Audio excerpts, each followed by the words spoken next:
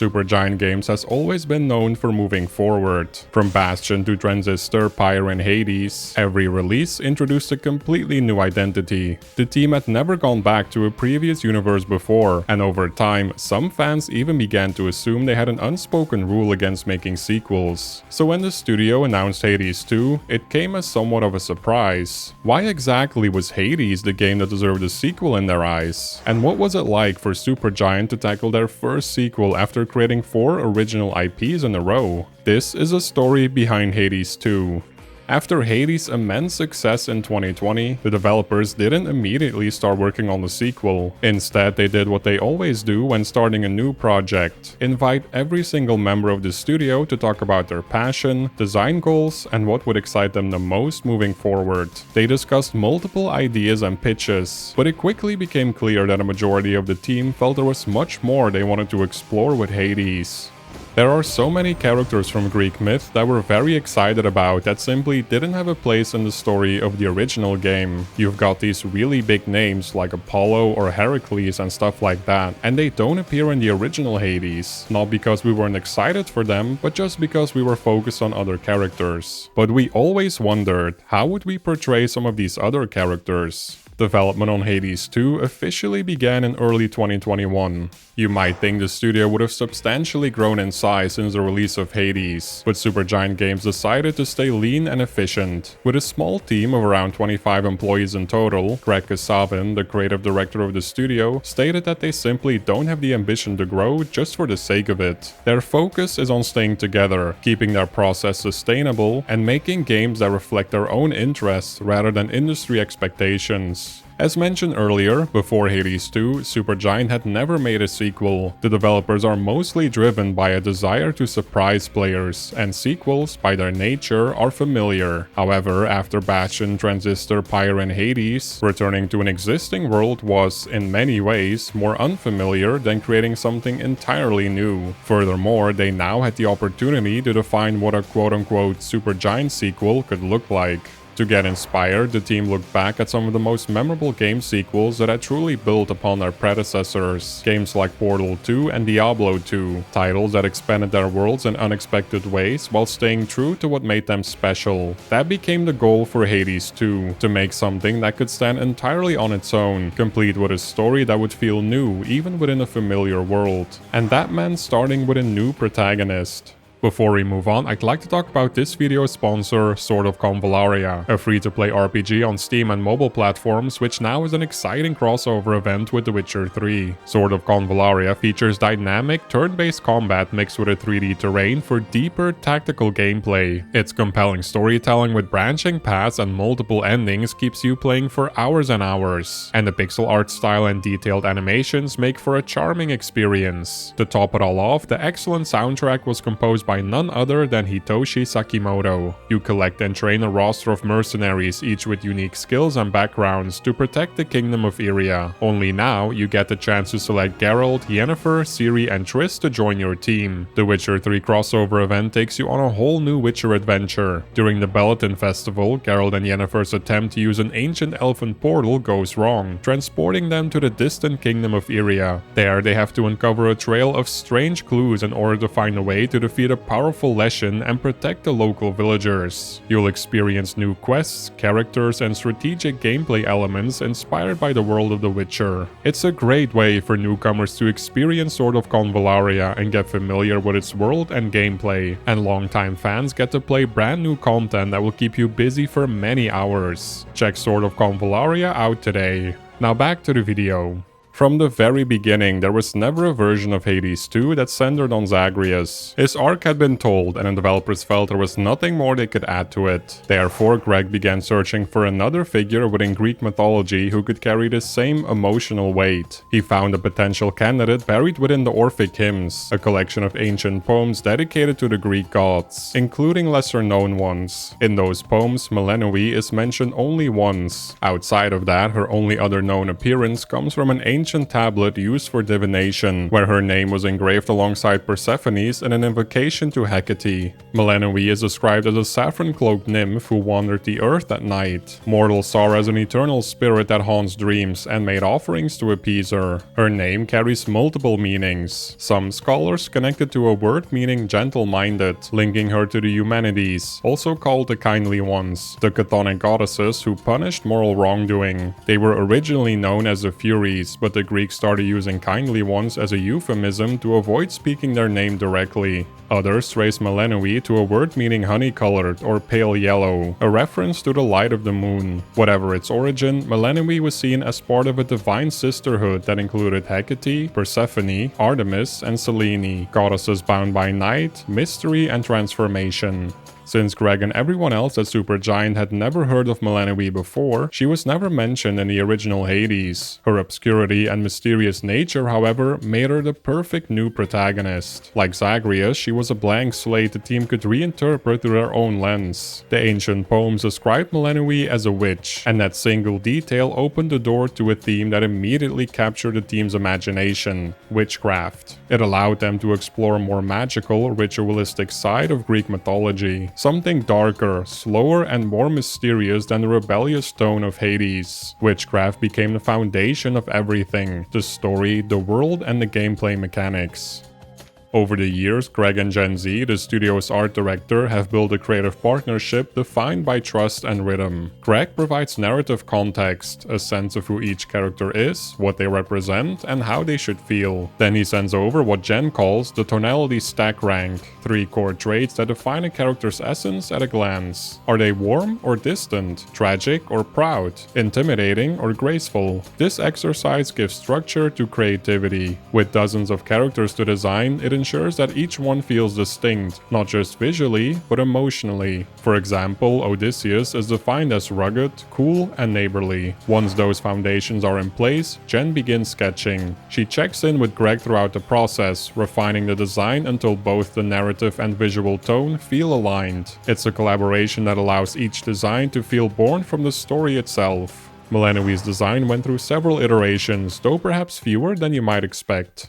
She showed up in an early mood painting during the first phases of pre-production, when the project was loosely constrained by our sense of the tone, basic plot, and design philosophy. I drew an illustration that tried to capture those elements and came from the heart. We adjusted Melinoë's design a bit from there to properly suit the gameplay needs. It was important that Melinoë's silhouette felt distinct and instantly recognizable in combat, but her design also needed to reflect her ancestry. Her two-toned eyes and flames around her feet trace back to her parents' lineage. The glowing, translucent arm evokes her connection to spirits, and her crescent-shaped headpiece ties her to the moon. These details, along with her color palette, made for a distinctive silhouette and immediately set her apart. As for the other characters, the team's focus on witchcraft and its connection to the underworld naturally led them toward important figures within that mythology. Hecate, the goddess of witchcraft and magic, felt like an obvious choice to serve as Melinoë's mentor. Jen knew Hecate needed to be immediately impressive, powerful, and intimidating, but not through brute strength alone. She also had to radiate warmth and wisdom, embodying both the mentor and the mother figure in Melinoë's story. It was vital that she looked like someone Melinoë, who is an accomplished witch herself, could look up to, someone capable of teaching both magic and martial skill. As witches, they wouldn't have the big bulky muscles of a weightlifter, so Jen tried to incorporate the fierce, poised agility that Muay Thai fighters often display.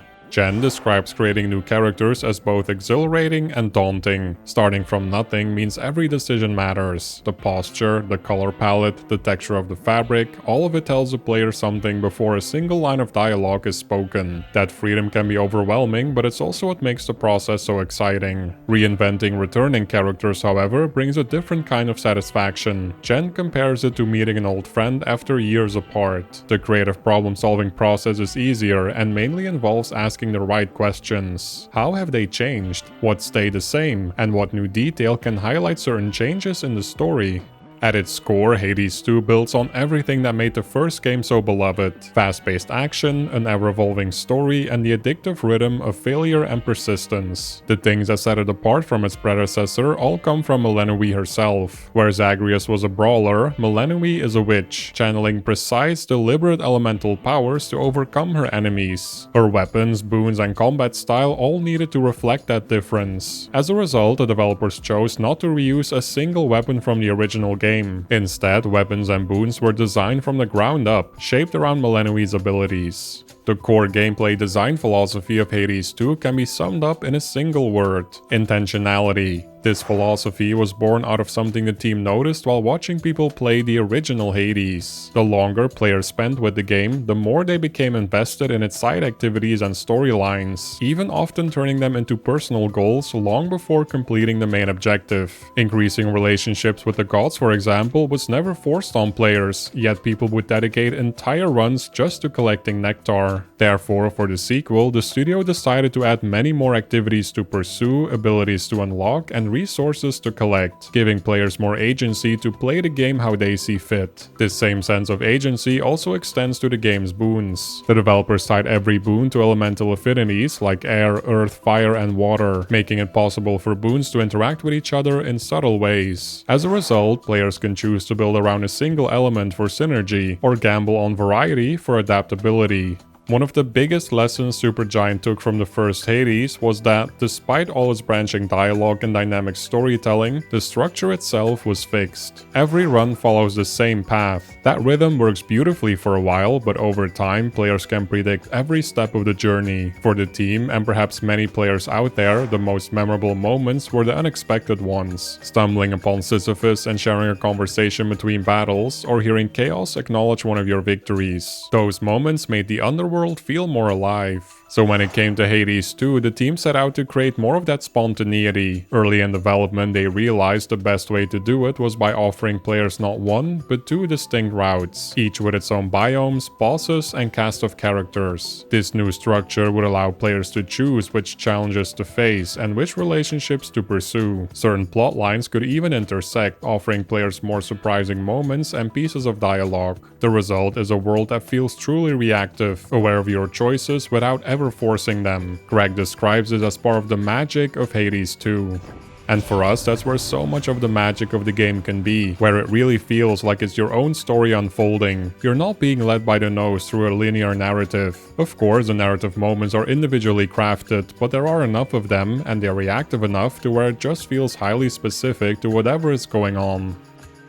Early access was a very important part of the original Hades, and Supergiant credits much of the game's success to the player feedback they received during that process. While some studios use early access to help fund development, Supergiant's only goal was to make the best game possible by building it in partnership with the community. That feedback helped them see where to expand, where to refine rough edges, and ultimately, what players valued most. It helped them prioritize. The team found that process so valuable that when Hades 2 entered development, there was never any question it would be an early access game. This time, however, they waited until the game was much further along before opening it up to players. The first Hades launched in early access with just a single biome and a rough layout of its story. When Hades 2 entered early access in May 2024, the Underworld route was practically finished, as well as some areas of the second route. The studio wanted early access to feel less like a preview and more like a true evolving experience, something that already reflected the full vision of the game while still leaving room for discovery.